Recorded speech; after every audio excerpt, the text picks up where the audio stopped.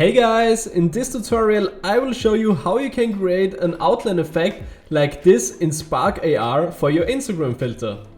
Hi again! Creating an outline filter is pretty simple and you can add it to your existing project, or you can just create a new one as I have done it here. So yeah, let's start. I have already opened my patch editor, and for the first step we do the most important part here in this project, and that's to import the sober filter from the Spark AR library. Just click on this little folder on the left bottom corner, click on Batch Assets and search for Sober.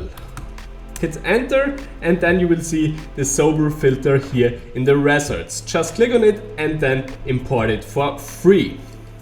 After the import you will see it here in your assets bundles under patches. Just drag and drop it to your batch editor and now you can see it here in your batch editor. This batch will detect the edges of your image and convert it to the outline. So, and then you can do whatever you want with it. So yeah, let's move on.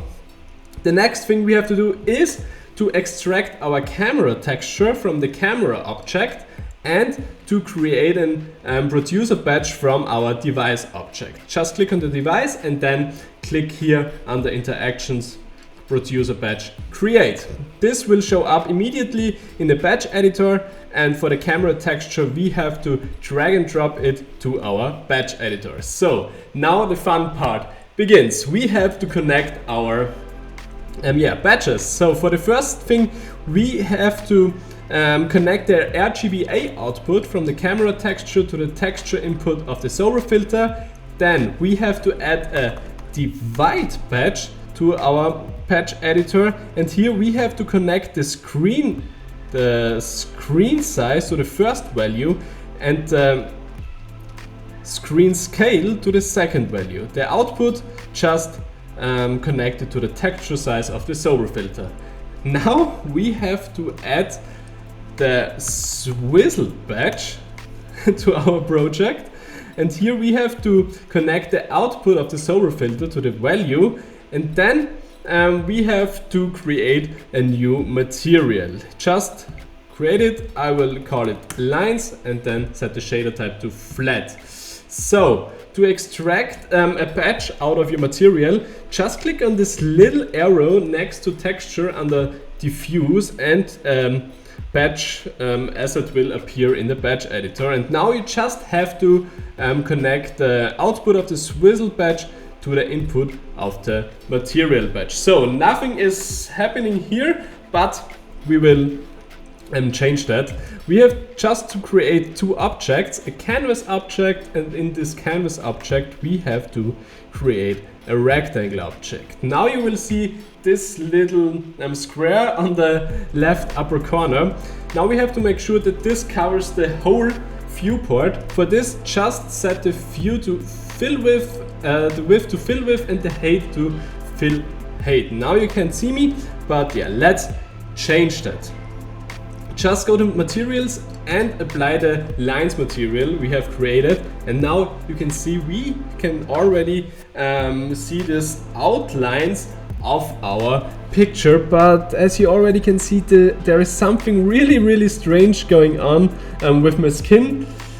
We can't get rid of it completely of this effect, but we can reduce it. But I also use this filter more for objects and not for people or for selfies. So yeah, let's do this quick workaround for this.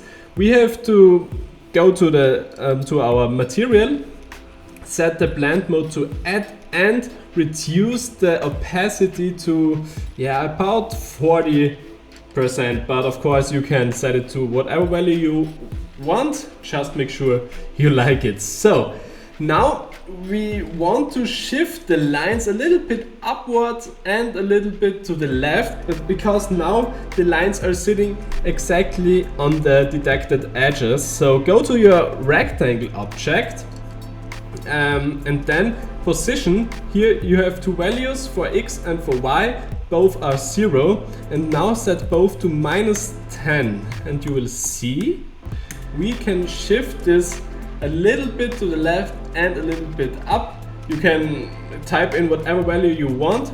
So yeah, you can play around with it, but there is now one thing we have to get rid of, because here you can see the line is ending here because we shifted the whole image to the left, and now here is something missing. Yeah, to get rid of that, just set the width to 102% and the height also to 102%. Now you can see the line is going to the edge of the screen. And yeah, I think we are done. You can combine it.